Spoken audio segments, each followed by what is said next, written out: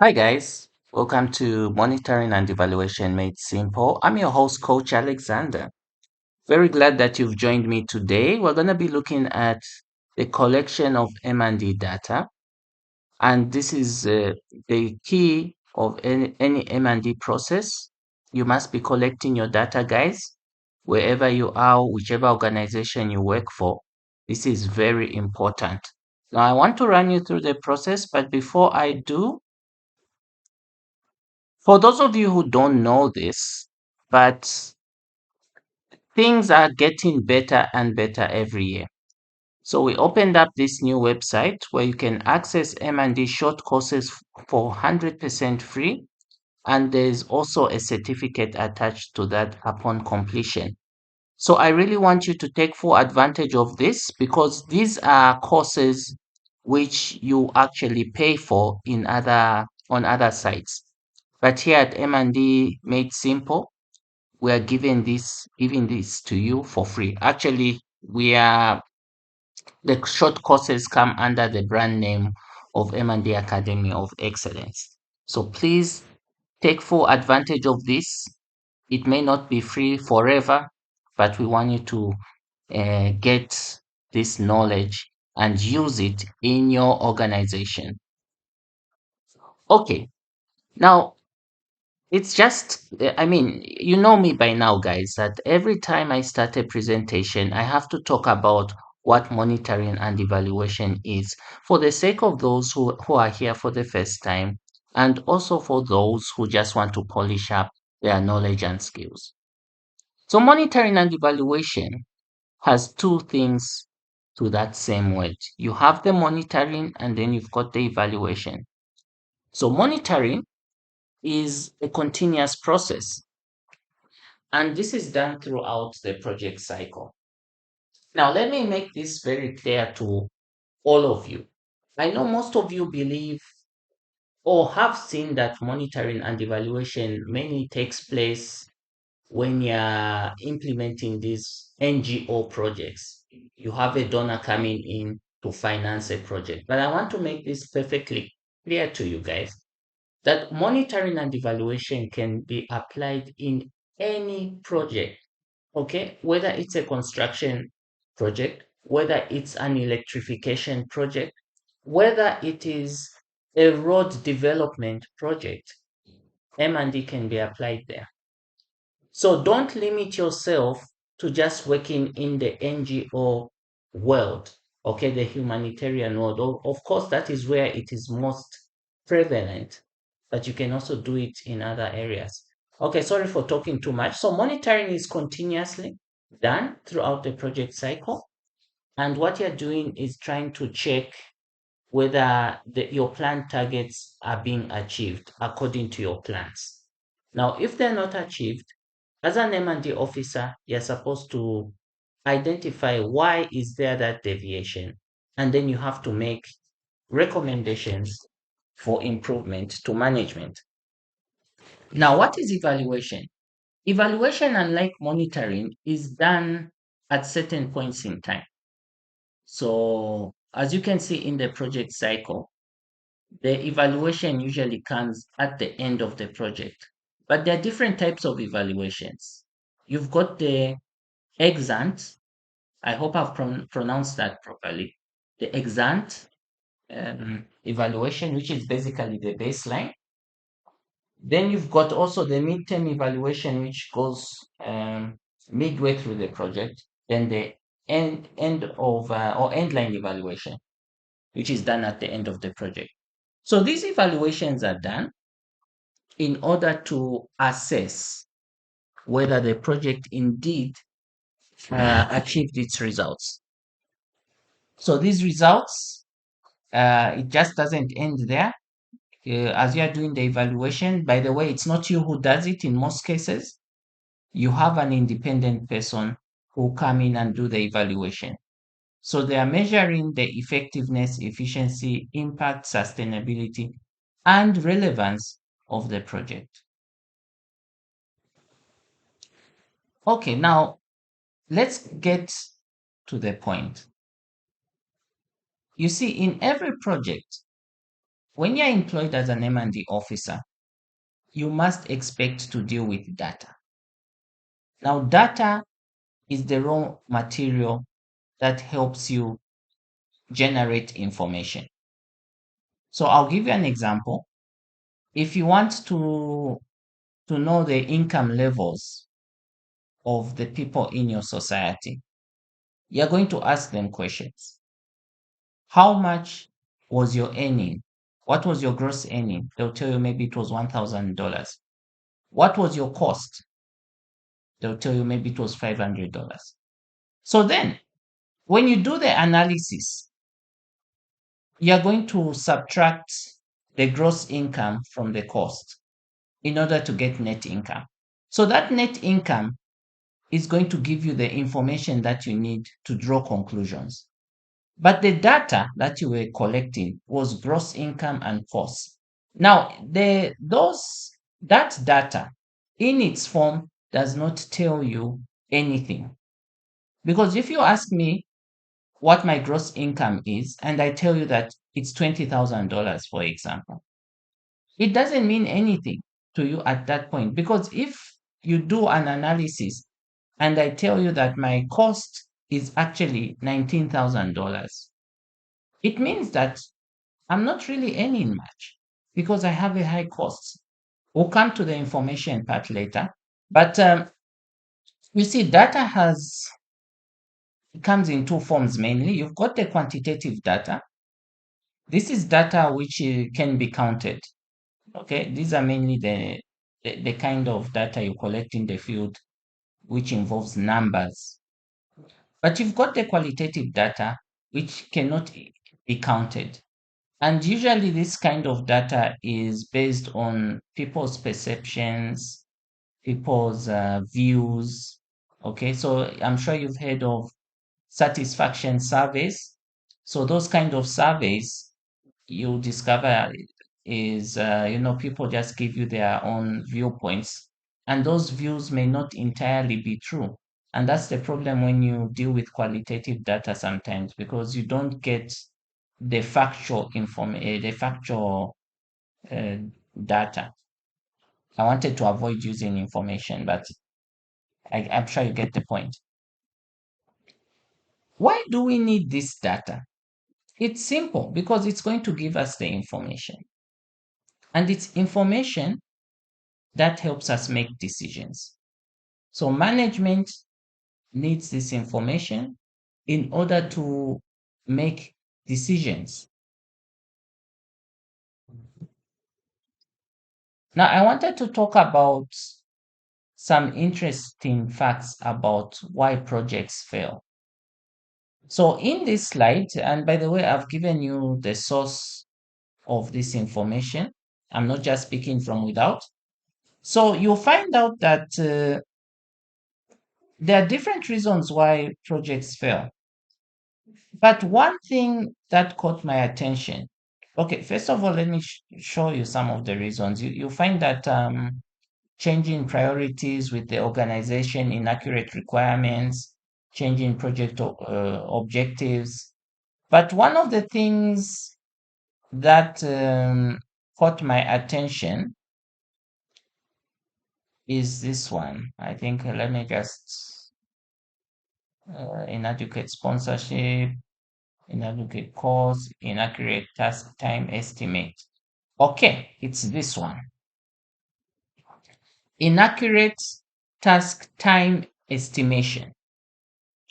So now this is something you need to think about, guys.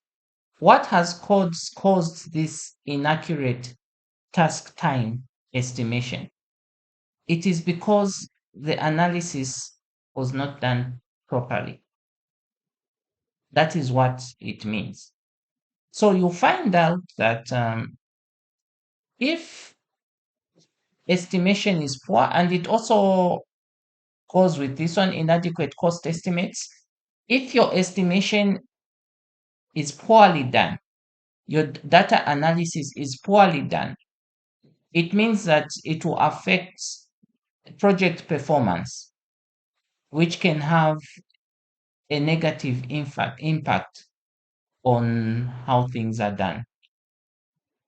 So I just sort of bringing that to your attention. Now, one issue we really need to understand is the different types of data collection methods. Before you can embark on the journey of collecting data, it's really important to know what methods are there. So I'm going to run you through the methods, and then you're going to judge for yourself which ones you can probably use in your own setting. But let's go to the survey. This one is the most commonly used one. And I'm sure you've heard a couple of times that if you want to do a survey, you need to sample from a population because for obvious reasons, you don't have the adequate resources to interview everybody. So when you have such a setting where you collect data from a specific group of people, which is a subset of the population, what you're doing is a survey. So I'm sure for those of you who've done this activity, you are aware that it's actually a series of interviews that you conduct using a questionnaire. You may not do it yourself. You may hire somebody to do it on your behalf, and they'll use different techniques. They'll use the closed-ended questions or open-ended questions. Closed-end questions is where you have multiple choice. So you ask somebody, do you believe this project is giving you the best service? You give them a list of multiple choice questions. A, yes. B, no. C, maybe. That's a closed-ended questionnaire. But an open-ended questionnaire is where you just ask them without any multiple choice questions and they can give you any answer. You can ask them, do you believe this project is giving you the best you deserve? And they'll tell you, oh yes, it's giving me the best, but I think I'm not enjoying the way the project staff treat me. Yeah. Key informant interviews is another way of collecting data. So key informant interviews are interviews conducted with individuals that have privileged information about what is happening. Now, I forgive me, you might notice that I'm not actually reading my slides, and that's how I do it most of the time. Even when I'm coaching my students, I won't really read the slides, but I would expect you to listen and read both what I say and what's on the slide they're telling. So certain individuals have privileged information, and that's why you're targeting them in these interviews because they're going to give you that information. So it could be government officials. Take, for example, if you're implementing a project where you want to give loans to women. Now, you discover that women are not being receptive to these loans and you wonder why. So you go to these key informants to tell you their view of why this is happening because they may have privileged information about what's transpiring in the community. Another data collection method, I hope you guys are not getting bored. I know it can be boring sometimes when you're hearing the same person speaking and speaking and speaking. You can pause this video sometimes and then take a break, come back. Focus group discussions, another important way of collecting data. You get 8 to 12 people in a room and ask them a series of questions. So this focus group discussion is another important way of getting people's views. But I must mention that this is mainly a qualitative approach. because you're going to be getting people's perceptions, which may not be entirely true, but there may be some truth to what they're saying. And that's why later on you try and triangulate this information. So 8 to 12 people is the standard, and I'm sure there's a reason why, because the more people you have, the more difficult it is to coordinate a discussion. There's one thing I need to mention, that when you're using this method, try to avoid letting one person dominate the discussion. Let everybody be part of it, because that's why it's a focus group discussion, right? You want everybody to partake in whatever is taking place. Now, the other method is observation. So, an observation is where you go in the field and you use the power of sight to really know what is taking place. You look at the surrounding, you look at the environment, you look at the beneficiaries, what is really taking place. That is observation. So when you go in the field, record what you've seen and come and generate a report. Now, I don't believe this should be done in isolation. It should be done as a supplement when you're doing other forms of data collection. So if you're using the questionnaire, it must be accompanied by observation. I don't believe this should be done solely on its own because of its also subjectivity attached to it, subjectiveness rather. I may see things as poorly done. Another person comes and sees it differently. So that's the problem with this one. So you need to use it in conjunction with other methods. Then finally, method 5, last but not the least, is the checklist.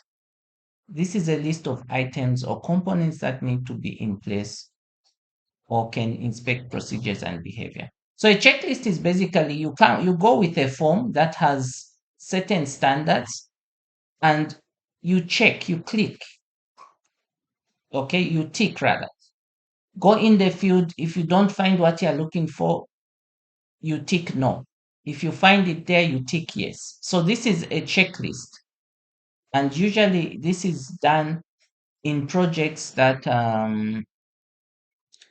have some kind of buildings taking place, all right, where you have to check the quality of, let's say, if it's a water and sanitation project, boreholes have been built.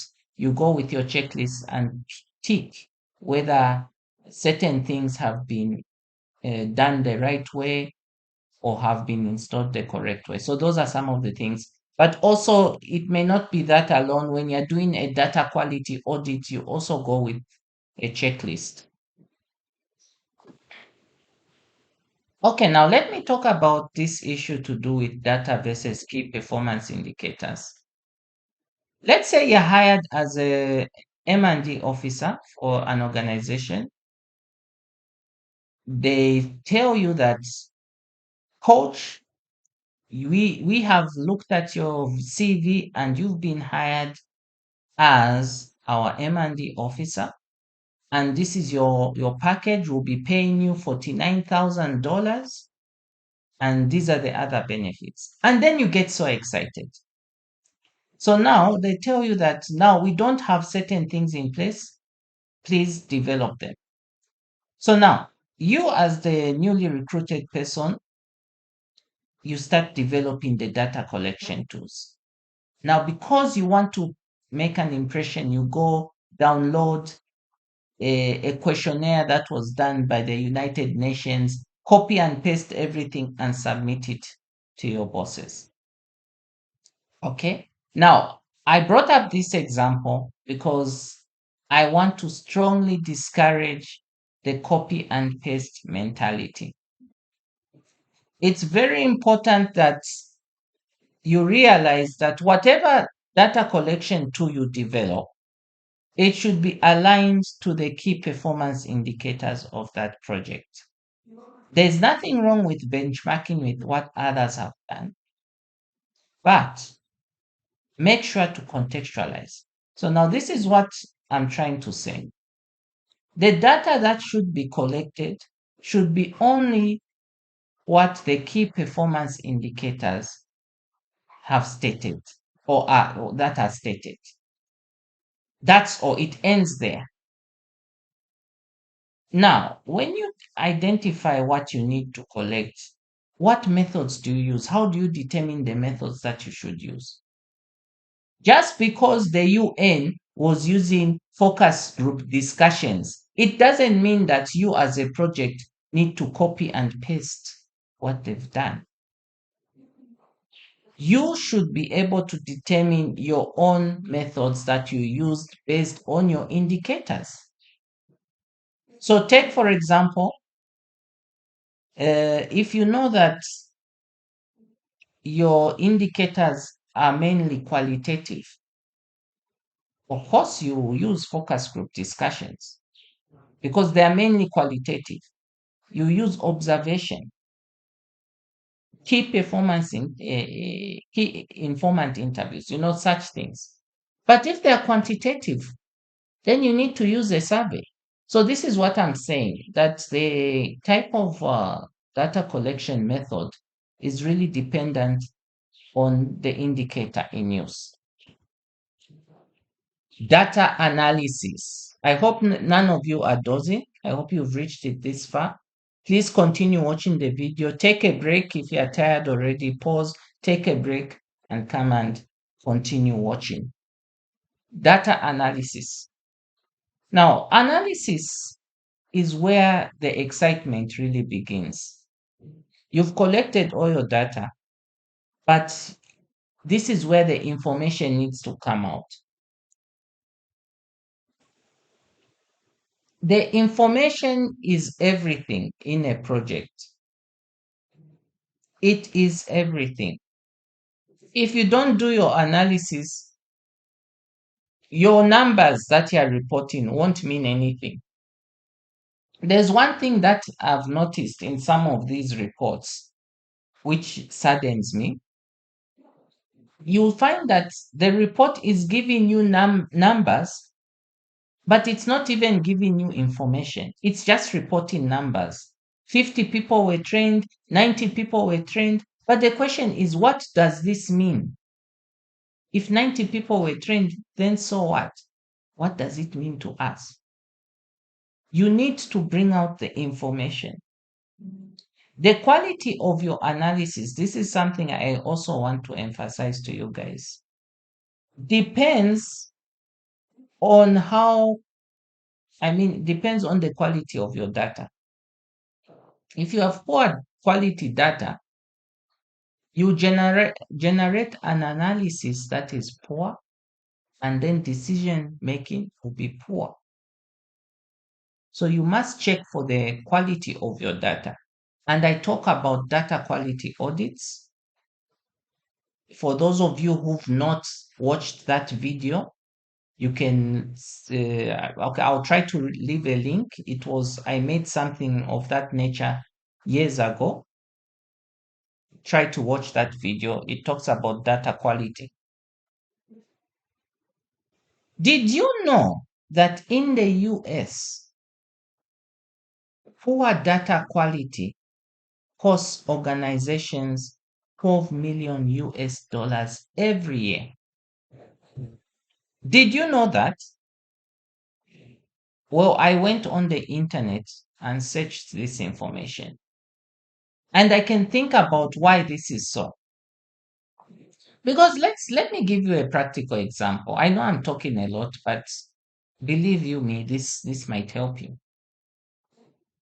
Let's say you are doing a poverty reduction project, and then your officers give you a report and tell you that poverty has reduced significantly by 50%. There is which means that out of two, or maybe no, let me not even say it that way. Let's say poverty levels were 20, maybe 30%. So now it has reduced by 50%, meaning that only 15% are living in poverty. So essentially, if you meet 10 people on the road, it means that only one person is living in poverty. So you as the manager, you get so excited and say, wow, this is good results. This is perfect. So we don't need to be supporting them anymore because we've reached our target. You call the donors and say, look, donors, we've reached our target. Let's go in the field. You go in the field. What do you find? That people are still living in poverty. Why? Because the report that came to you was poor. And that becomes a cost. How does it become a cost? Simply because you've not done your job, it means that you have to extend the project. You have to accelerate efforts in order to reach a target which was not reported to you in a realistic sense. So these project overruns can be costly. In organizations that are multi-million, business organizations, because of inaccurate statistics, it can lead to lawsuits, which can be costly to the organization. So, do you see what I'm saying, guys? We really need to look at these aspects of data quality. We need to save ourselves from having to incur so much cost. Now, let's talk about security. When you are doing your project implementation, there's sensitive data that you may be collecting from your beneficiaries. So if that data is leaked, that can be a serious breach because we are all dealing with beneficiaries who have the right to have their information protected.